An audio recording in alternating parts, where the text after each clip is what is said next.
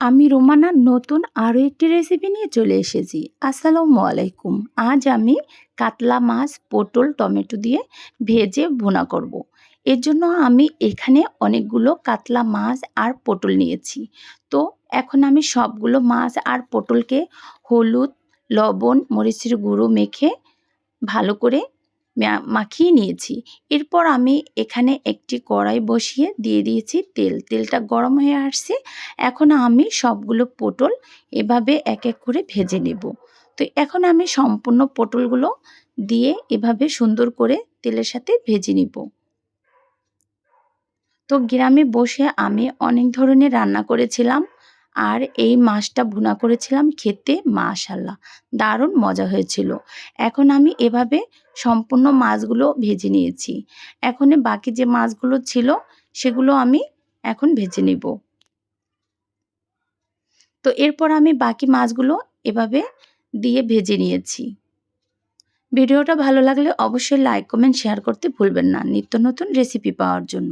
তো মাছগুলো কিন্তু সম্পূর্ণ ভাজা শেষ আর প্রত্যেকটা মাছ কিন্তু অনেক সুন্দর করে ভেজে নিয়েছিলাম। এখন আমি একটি পাতিল বসিয়ে দিয়ে দিয়েছি পেঁয়াজ কুচি। তো তেলের সাথে পেঁয়াজটাকে বাদামি কালার করে ভেজে নিব। এখন পেঁয়াজটা কিন্তু বাদামি কালার হয়ে আসছে। এখন আমি এখানে অ্যাড করে দিয়েছি পেঁয়াজ বাটা।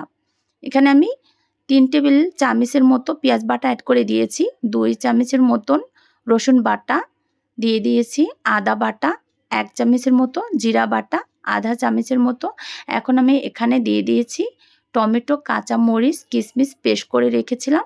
ওখান থেকে আমি 1.5 চামচের মতো অ্যাড করে দিয়েছি। দিয়ে দিয়েছি স্বাদ মতো লবণ। এরপর আমি এখানে দিয়ে দেব মরিচের গুঁড়ো 2 চামচ, হলুদের গুঁড়ো 1 চামচ, দিয়ে দেবো ধনিয়া গুঁড়ো আধা চামচ। এখন আমি এখানে মশলাটা কষানোর জন্য অ্যাড করে দিব পানি। পানিটা দিয়ে মশলাটাকে আরও সুন্দর করে কষিয়ে নেব। এখন আমি এখানে একটু অ্যাড করে দিব কাজু বাদাম বাটা। তো বাদাম বাটাটা দিয়ে মশলার সাথে আরও কিছুক্ষণ কষিয়ে নিয়েছি। অ্যাড করে দিব টমেটো। তো এখানে আমি 3টে টমেটো কেটে রেখেছিলাম। টমেটোগুলো দিয়ে মশলাটাকে আরও কিছুক্ষণ কষিয়ে নিয়েছি। এখন মশলাটা কিন্তু সম্পূর্ণ কষানো শেষ। এরপর আমি ঝোলের জন্য পানি অ্যাড করে দিয়েছি।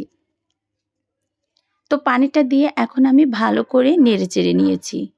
এরপর ঝোলটা বলক চলে আসছে। এখন আমি সম্পূর্ণ ভাজা মাছ অ্যাড করে দিব।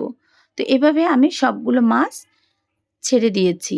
এরপর আলতো হাতে একটু নেড়েচেড়ে দিয়েছি। এখন আমি এখানে অ্যাড করে দিব পটলগুলো। তো যে পটলগুলো আমি ভেজে রেখেছিলাম, এখন আমি সবগুলো পটল উপর দিয়ে দিব। তো এভাবে আমি সবগুলো পটল এখানে অ্যাড করে দিয়েছি। অ্যাড করে দিব কাঁচামরিচ। এরপর আমি সুন্দর করে রান্না করে নিব। মাশাআল্লাহ দেখতে যতটা সুন্দর হয়েছিল, খেতে কিন্তু ভীষণ মজা ছিল আর দারুণ একটা কালার চলে আসছে। রান্নাটা সম্পূর্ণ শেষ। এরপর আমি একটু জিরা ফাঁকি অ্যাড করে দিয়েছি। তো আজকের মতো এখানেই বিদায় নিলাম। আল্লাহ হাফেজ।